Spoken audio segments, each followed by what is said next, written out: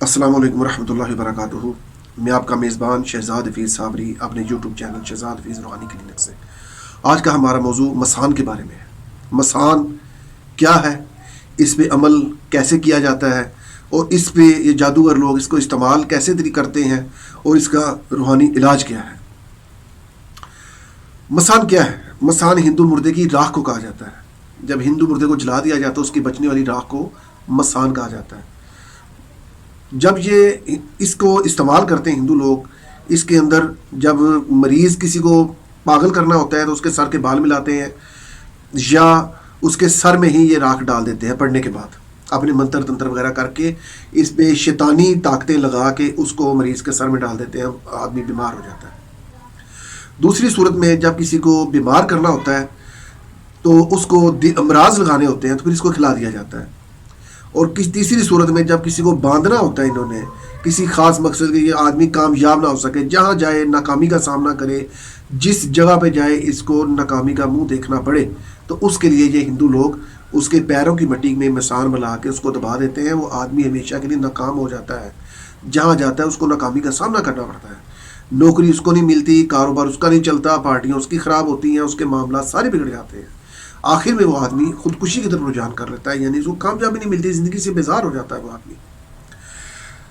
اچھا، جب اس کو پہلی سٹیج ہے اس کی دماغ کے حصے میں استعمال کرنے والی، جب یہ ہندو لوگ کسی کو پاگل کرنا چاہتے ہیں یا یہ جادوگر لوگ پاگل کرنا چاہتے ہیں تو مسان مریض کے بالوں میں ملا کر، جلے ہوئے بالوں میں ملا کر اس کو دبا دیتے ہیں، یا اس کو اس کے سر میں، مریض کے سر میں پڑھنے کے بعد، اپنے منتر تنتر وغیرہ پڑھنے کے بعد اس کے سر میں ڈالتے ہیں تو آدمی پاگل ہو جاتا ہے۔ بعض اوقات اس کو دورے پڑنے شروع ہو جاتے ہیں۔ اس کی یہ کنڈیشن ہوتی ہے کہ اس کو الٹی سیدھی شکلیں نظر آنے شروع ہو جاتی ہیں، اور اگر اس کا بر وقت علاج نہ ہو تو وہ اپنی دنیا داری سے فارغ ہو جاتا ہے اور پاگل ہو جاتا ہے بعض اوقات آدمی۔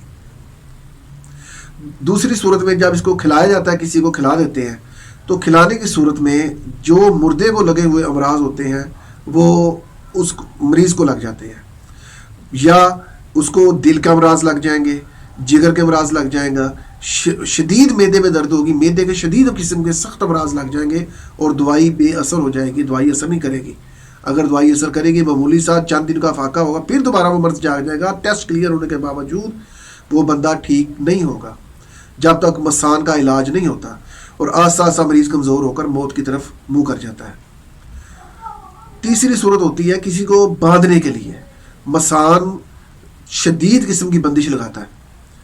جب کسی کو باندھنا ہوتا ہے انہوں نے، تو پھر یہ اس کی پیروں کی مٹی لے کر اس میں مسان وغیرہ ملا کر پھر اس بندے کو اس کو دبا دیتے ہیں کسی جگہ پر، چلتے پانی کے پاس بعض اوقات دباتے ہیں، بعض اوقات یہ سائیوں کے قبرستان میں یا اجاڑ جگہ پہ دبا دیتے ہیں، جہاں پہ وہ آدمی اجڑ کے رہ جاتا ہے، اس کو اجاڑ لگ جاتا ہے آدمی کو، جس پہ عمل کیا جاتا ہے مریض پہ، وہ اجڑنا شروع ہو جاتا ہے۔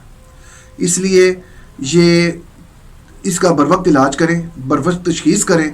اس کا جتنا آپ دیر کرتے ہیں مسان کے مریض، اس قدر ہی وہ ڈوبتے جاتے ہیں، ان کا علاج ناممکن ہونا شروع ہو جاتا ہے۔ اس کا علاج آپ ان آیات مبارکہ سے کریں۔ اس کا علاج ان آیات کی برکت سے انشاءاللہ تعالی جس طرح کا بھی ہے مسان ختم ہوگا اور وہ بندہ شفا یاب ہوگا۔